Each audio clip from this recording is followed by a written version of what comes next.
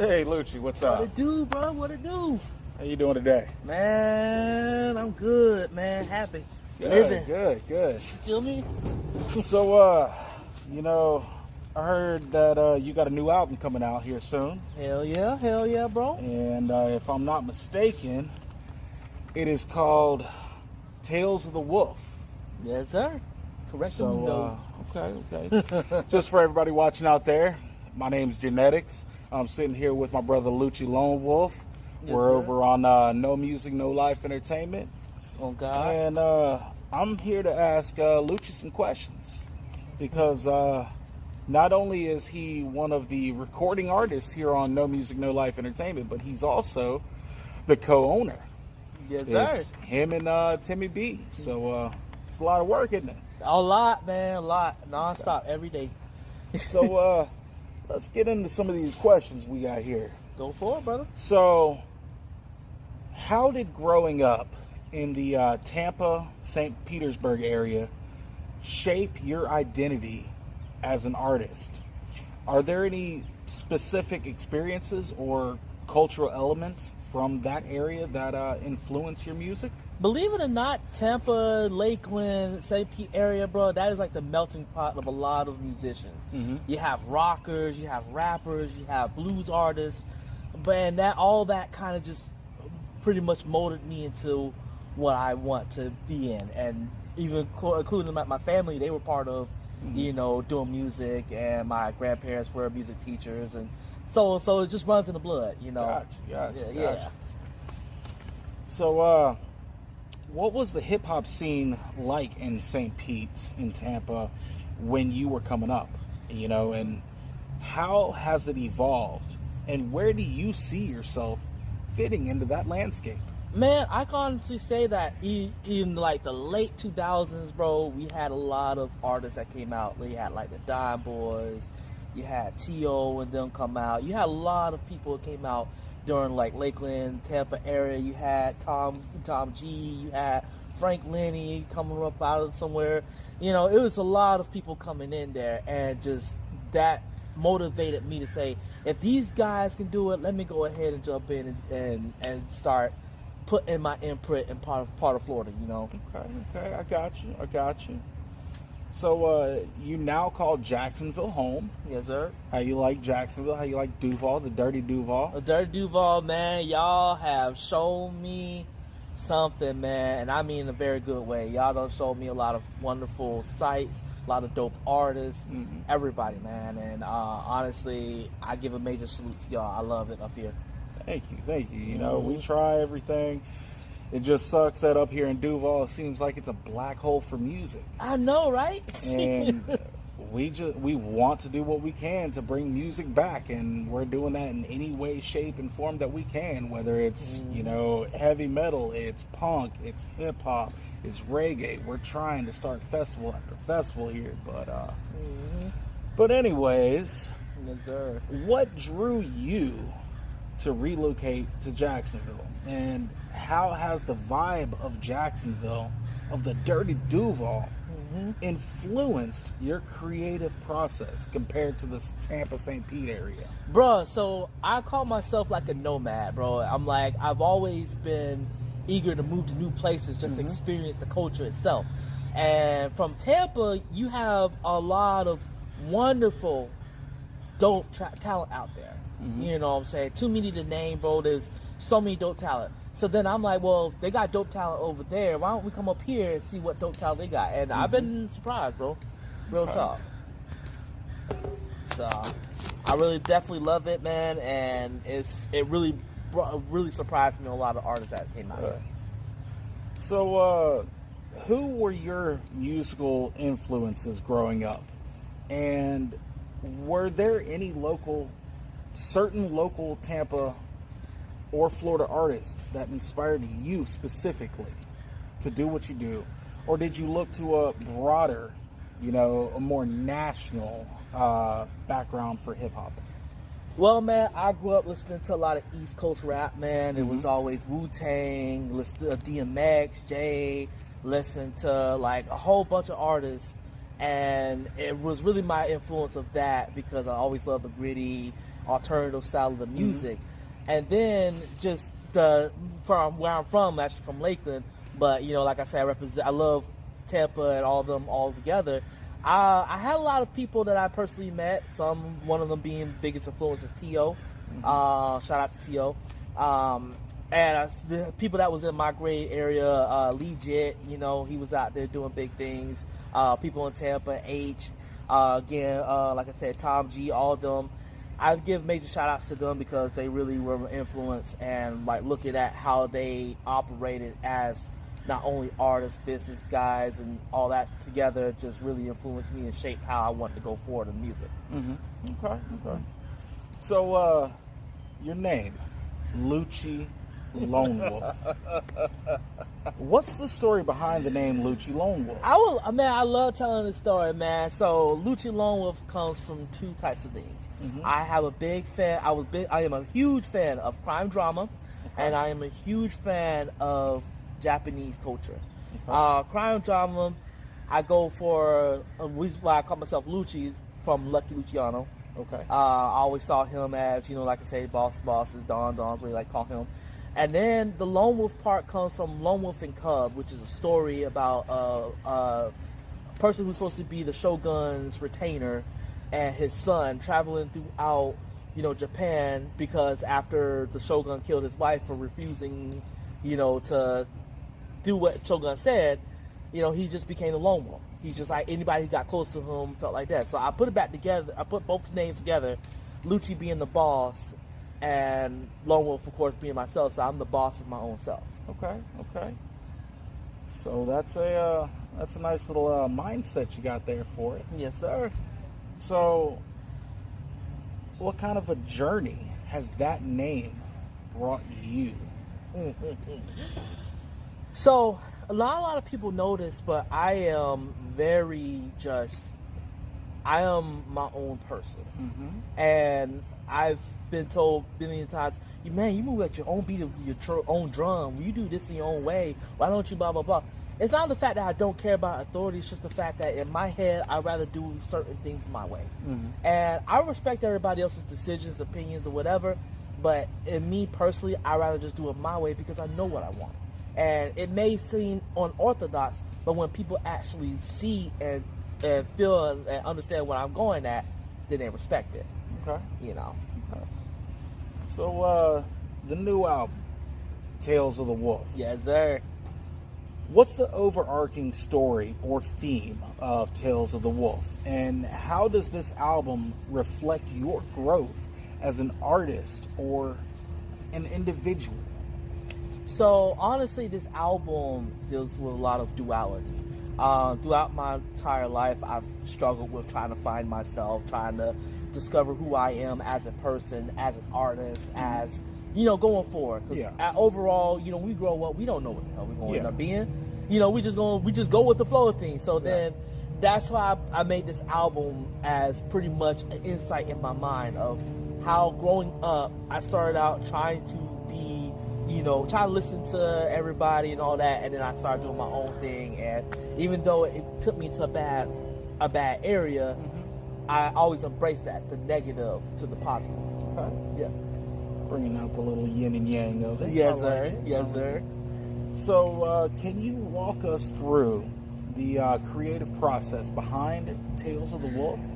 And what was different about making this album compared to everything else on your discography? Ooh, that is a good question. Well, it started off, honestly, I'm a huge movie fan. And I love watching movies. Can tell you all old school movies, all that. And I always like the stories of the anti-hero.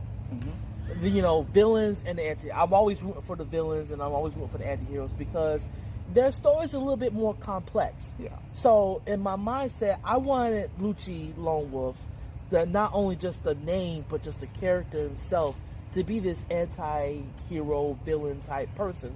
Because I feel like growing up, I was kind of like the outcast, a black sheep. So I wanted to implement that characteristic on my name. And making this album, I wanted to really tell that story. This is the origin story of Lucci Lonewolf. This is how Lucci Lonewolf became who he is. And when you start seeing that insight and you hearing the songs and stuff, you're like, dang, I can understand why he went that route, you know. So, in other words, this is Tyler Mack transforming completely. Yes. Over to Lucci Lonewolf. Yes. Okay. Yes. Okay. So, as you're talking about your growing up and all, you know, influenced into this album, are there any personal stories or experiences embedded in the tracks of Tales of the Wolf? And how much of the album is truly autobiographical? I'm gonna say literally about 85% of the album is like an autobiography. I talk about my life growing up being bullied. I talk about my first love and how that broke me. I talk about the times that I hurt my mom. I talk about just overall me feeling like I am trying to be something that I feel like I'm not, but I am becoming. And so that really reflects in my life and within the album itself, because it's just who I am, and I'd rather be authentic than to do a persona type thing, you know? Okay. Now, speaking of authenticity, Yes, sir. what is one track in particular on Tales of the Wolf that you are most proud of, and why? And what makes that track stand out most to you?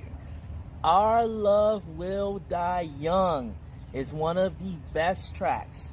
It's honestly two tracks. Our Love Will Die Young and Back Against the Wall. Our Love Will Die Young because I actually kind of spoke about my relationship and how it broke me, and I've used a lot of my emotion in that track that I've never done in any other track I ever did.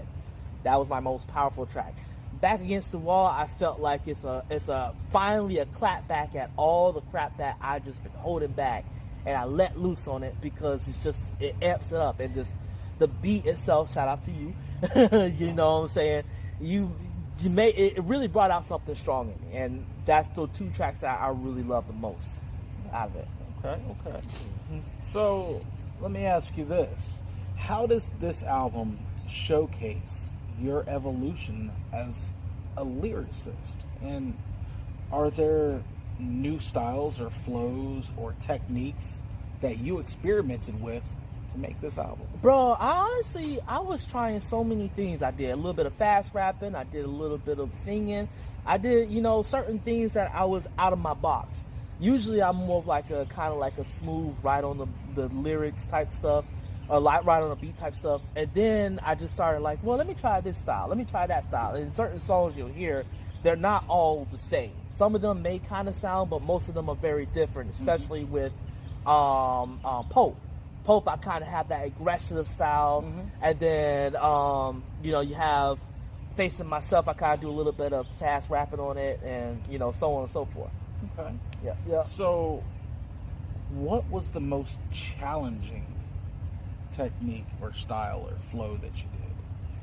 Honestly, the most challenging had to be both the singing and like coming back from the singing to actually making the transition. Yeah, the transition from it. That was the hardest thing, because not a lot of people notice that I used to be in chorus, so I used to sing a lot. And most songs I would always just focus on the hook. But when I'm writing the verses, it's kind of like, okay, how do I turn from doing that to this? And then that was the most challenging thing, and how I was going to go forward with it. Okay. What do you hope that the listeners will take away from Tales of the Wolf? Is there a certain message or a feeling that you want them to take with them post listening to this album? I want people to understand that, it's okay to be on both sides, whether you are right or wrong. It's okay for the fact that you can be all your authentic self. Don't worry about what other people see you or judge you on. You know what I'm saying? I want this to be like your accountability in life. Okay. I put this album out for those who take accountability for things that they messed up in life and moving forward from it, because that's the hardest thing a lot of people can do, is moving forward from their accountability. Nowadays it's like, oh well, you gotta take accountability and blah blah blah, but moving forward from it and embracing that, hey, I'm flawed, at the end of the day I'm saying my truth, and I still love y'all no matter what. Okay. Okay. That's a nice, powerful message you got there. Yes, sir. So, enough about the album. Mm-hmm. So, like I said, not only are you a recording artist Yes, with sir. No Music, No Life Entertainment, but you're also the co-owner. Mm-hmm. So, as co-owner KMKL. of No Music, No Life Entertainment, what's your vision for the label, and how do you balance being both an artist while running the business? Tell you, number one thing is the hardest thing to ever do, but I could tell you this. My vision for this whole thing was basically to give an outlet for every artist in every medium. So we have, like what I say, we have our rappers, we have our producers, we have our writers, we have all walks of life part of this group. And my mindset is I want to expand it to doing movies, doing shows, or doing books, you know, to make it more of a no media, no life than No Music, No Life. Because music is the beginning. And in the media, it just all falls together. So that's my entire vision of it. And just balancing being an artist to also being a person that's kind of pushing the thing forward. It's a lot, but I love it because I get to see the results of everybody understanding and loving just how we go forward, you know. Okay. So, what inspired you to co-found No Music, No Life Entertainment? Was there a gap in the industry that you wanted to fill? And, you know, Yeah. what was it? So, bro, I gotta say the biggest thing that inspired me the most is just the anger I felt when I was just listening to the music in early 2010s, and just moving forward. And I've seen a lot of artists that I've had a lot of artist friends who went to these labels and they wanted to dumb down their style. You know what I'm saying? Like, some of them, they say, oh, well, I like you on this, but you need to, like, censor yourself on that. And it used to make me mad because I'm just like, you can't censor your art. Yeah. Art is who you are. You're an individual. This is who you are as an individual. To censor yourself is basically to castrate yourself.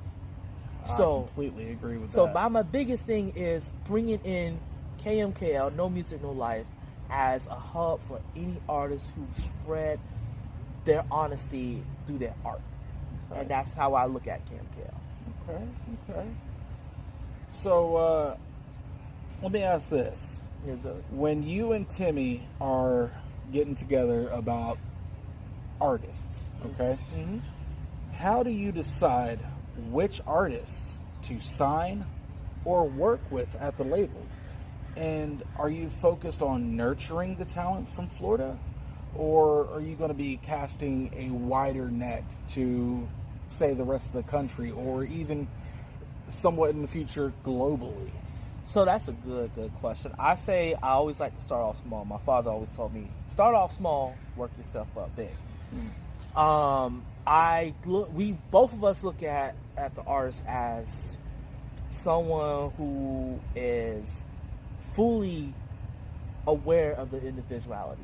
I want to see an artist who is very creative, not only with just the music, but outside of music. Because I love music altogether, but what can you do with your music that's different than everybody else? You know, do you have ideas of making a movie out of your music? Do you have an idea of making a comic book series out of your music? You know, something that really brings something new to you as an artist, because the artist itself is a brand. So how do you brand yourself? That's how we look at it.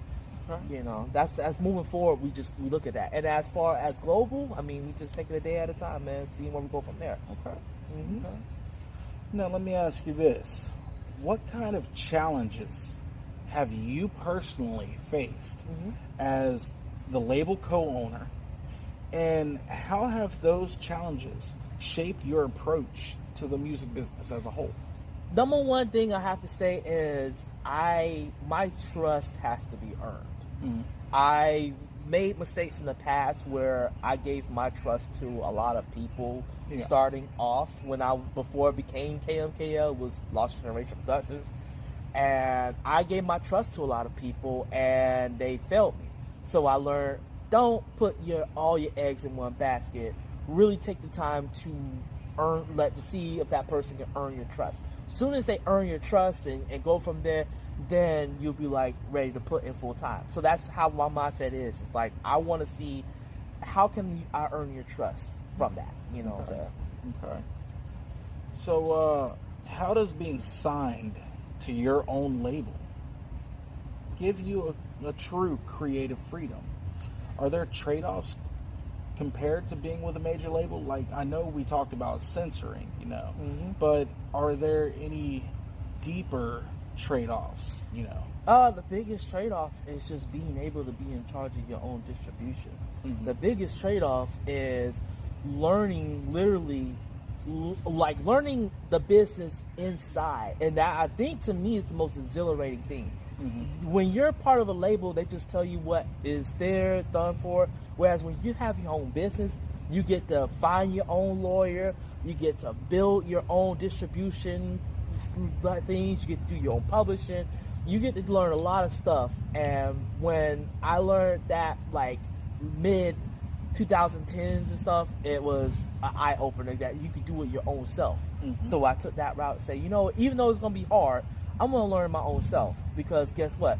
I get to give these people who are part of my team their own masters. They get to have their own thing. They get to own their own art. And that's my whole purpose of the thing, is giving them their own art, you know. So now let's go into this. What was the meaning behind the name of No Life? No music, no life. How does it reflect your philosophy as an artist or as an entrepreneur? Because I feel like life is a rhythm, and the more that you're on that rhythm, whether it changes or it's the same that you like, it's what makes your life move forward. So I always say, no music, no life. No music, no life. You know who you are as that. We all, as people, as individuals, we have different tastes in music. You have different tastes in music, I have different tastes in music. But it kind of defines who we are, because we move forward and we just learn from not only that music, but just the rhythm itself in life, you know. Okay. Now, let's get on into the artistry and the creative process, okay? Yes, sir. How would you describe your signature sound? And do you feel it's rooted in Florida's hip-hop tradition, or are you carving out something entirely new? So it's a mixture of old school, like, storytelling, alternative bass music, like I said, with New York sound, and also some Florida sound too, you know, like early Trick Daddy, when he dropped based on a true story, you know. And then just overall, just the influences from growing up is my style. So I kind of carved that style and mixed them all together to create this kind of like emotional but like storytelling type of style that we have, you know.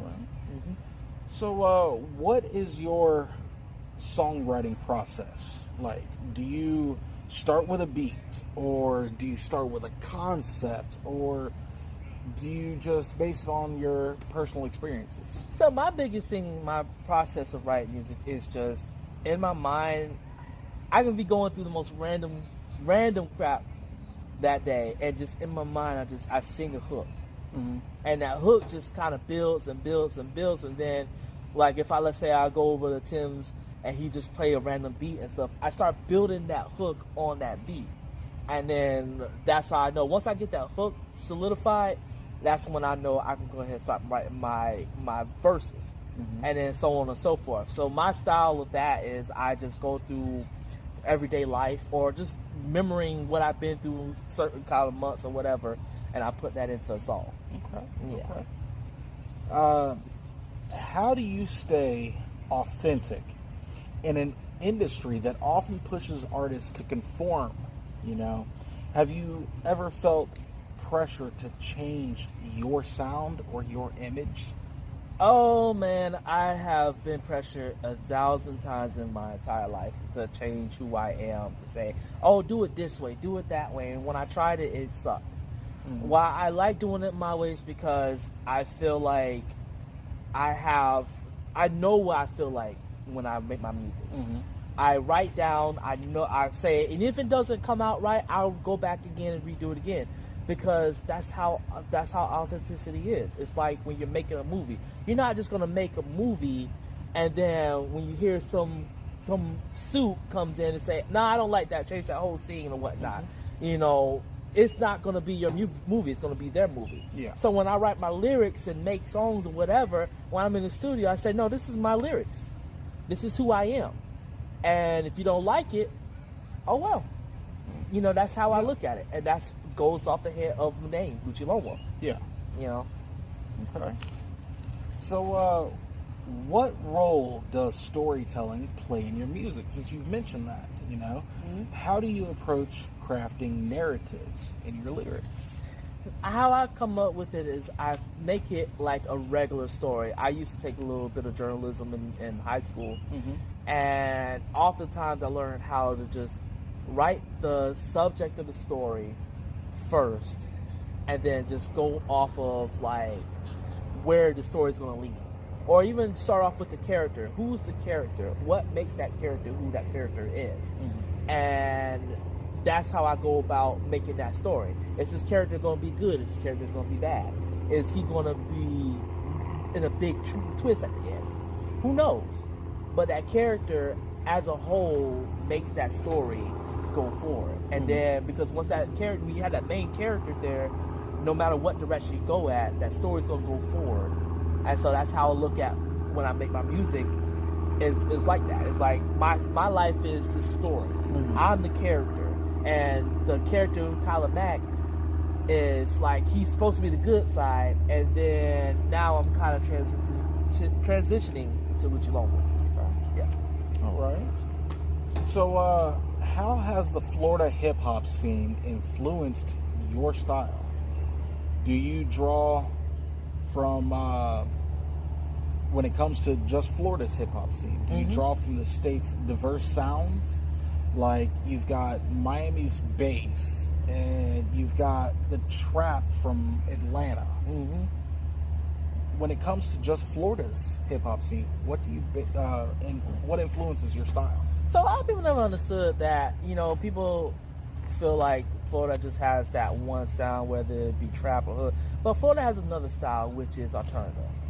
A lot of artists who came from Florida and all that, they really peaked in that style, especially when you go into different shows and stuff like that. So I love the Miami sound bass, and same thing as the trap style in Georgia. But the alternative style of hip hop in Florida is very like big. It's just not being commercialized like everything else. And that's the one that I really kind of stay more focused on. Is that, like, if you ever go to any of these open mics and you hear these artists and they spilling their soul on the stage, that's what inspires me to continue that. Okay. What has been the most rewarding part of your journey as an artist so far? And what's been the most challenging?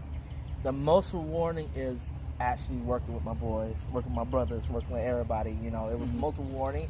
And on top of that, just getting a lot of praise and a lot of love from everybody, you know, from when they listen to my music and stuff. People that I never expect to listen to. Like last year, I sold one of the tracks from my father who never listened to my music, and he loved it. So that to me was a huge reward on that. And just the struggles of it, the difficulties of it is just trying to keep up and figuring out what's the next big thing I could do. How do I go forward with this? What direction I'm going to go with what my art is? Yeah. You know? So, what's been the most challenging then? The most challenging is just topping each single that I drop. It's the one thing. It's like the self-doubt. You know, I'm not gonna lie. I have a lot of self-doubt when I make my music, or when I do certain stuff. I have a self-doubt. I psych myself out so much, and it's just mentally, it's just trying to get to that point of, all right, you cannot psych yourself out. You got to keep going. Where can you go next? Where's that? And that's the biggest challenge, because also, you know, trying to trying to run a whole company, trying to do your own art, Yeah. and everything, it's a lot. And on top of that, working a regular 9-to-5 job too, all comes to that. So it's like everything's clashing and all that. It's all about the hustle, sir. Yes, sir. Yes, sir. So, the Florida hip hop scene and beyond, Florida has produced so many influential hip hop artists. You got Trick Daddy, Poison Clan, Plies, and that's just to name a few. Where do you see yourself in that kind of legacy? I really hope to see myself as just an influence. I really hope to try to bring something positive, like the person that they come back to and say, man, he actually changed my life. Mm-hmm. He actually put some real positive, like a real positive push to me. I'm not going back to who I used to be. I'm actually moving forward, and I'm finally embracing, the negative side of myself. Mm-hmm. I'm actually embracing that I am a flawed person, but I can also be good, even though I'm flawed. Mm-hmm. And that's my legacy and what I'm gonna go for. Okay. Okay. How do you think the Tampa, St. Pete, Lakeland, and Jacksonville music scenes are compared to the bigger hubs like Miami, Atlanta, Detroit, Houston, LA? What makes the Jacksonville area and the Tampa, St. Pete, Lakeland area so unique? It's unique because a lot of people come together. Mm-hmm. And it's so crazy. In Tampa, you should see how many shows and events that they put together where you see the whole entire Tampa crowd come out and show support for small upcoming artists, for big upcoming artists who's already making a name for themselves. Mm-hmm. They're pushing all that, and it's beautiful to see that. Mm-hmm. It's beautiful to see that they have festivals like that going on. Up here, same thing, man. It's like I see a lot of artists who are still doing shows. I see a lot of big name artists who first stop here to push, the revenue here. Mm-hmm. You know what I'm saying? And to go from Tampa to Jacksonville and to see the big difference, I mean, to me, I feel like they're both the same, but difference-wise is just the scale of how each one is. Mm-hmm. Okay. Are there any up-and-coming artists, Florida artists, that you personally are excited about? And is there anyone in particular that you would love to collaborate with? Oh, man. One thing I got to give a big, huge, gigantic shout-out is my brother Breezy Light Show. Major salute to him, man, over in the Tampa area, man. That man is phenomenal on the mic. Major shout out to BMB, Beast Mode Boys, my brother Black Star Official. Over in Tallahassee, up and coming, same thing, Sleeper the Creeper, Bulletproof, all y'all, man, y'all a big O, definitely. All of them coming out really good. It's just so many to name, bro. I will be here like a long time.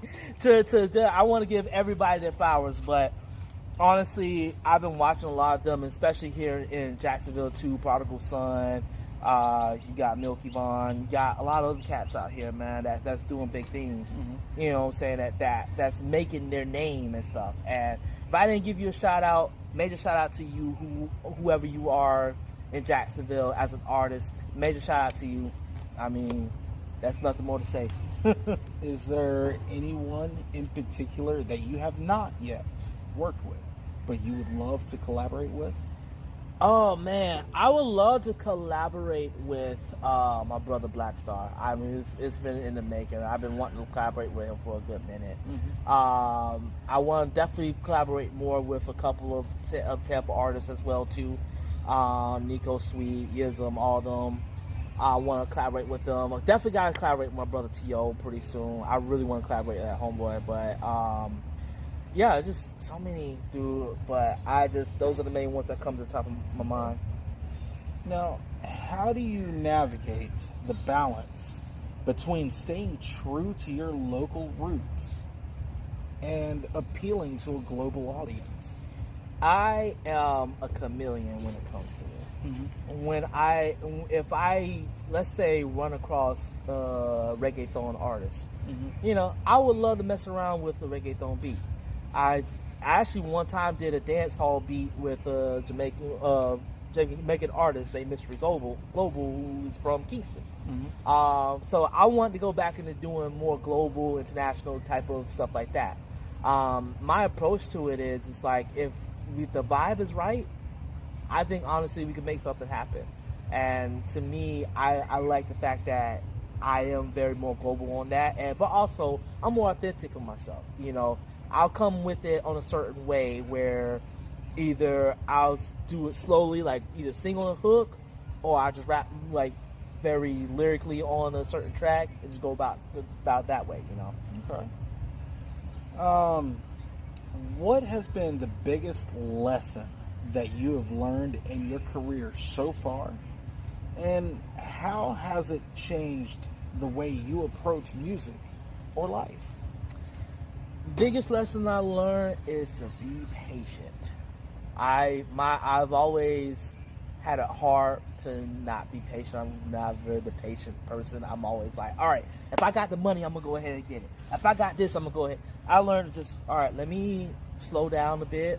Let me reassess the situation, and that helped out tremendously. I actually went back, and when I did this album has been redone multiple times because it just was not satisfied until I got to the point where I finally got it where I was satisfied with it. Yeah. And I had to say, like, it's not going to be perfect, but I'd rather be patient than be messy. Yeah. And so that's how I go about it with not only just this music stuff, but with my life as well, too. Okay. And I've got one final question here for you today. Yes, sir.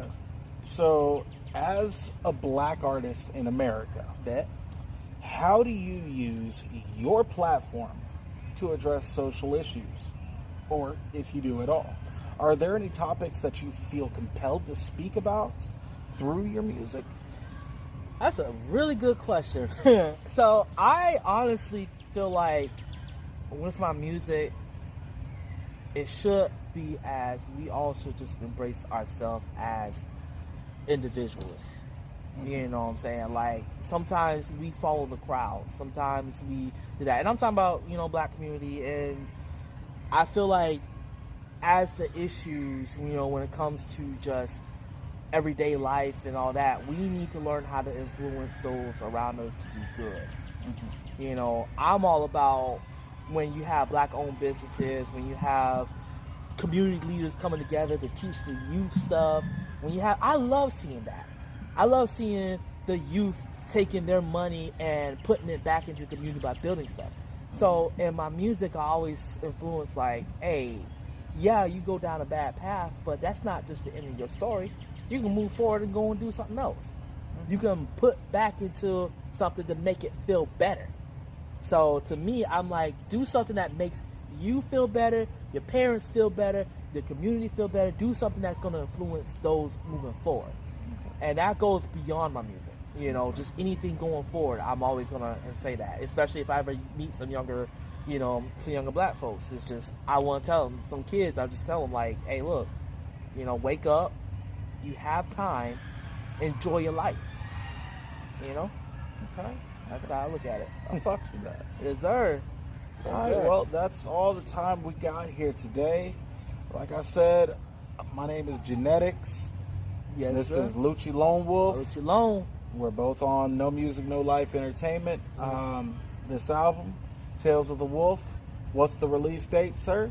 Oh, the release date's going to be in full effect. Juneteenth. Juneteenth. You heard it here first. Yes, sir. So, June 19th, 2025, on all streaming platforms, Tales of the Wolf by Lucci Lonewolf will be available. Yes, sir.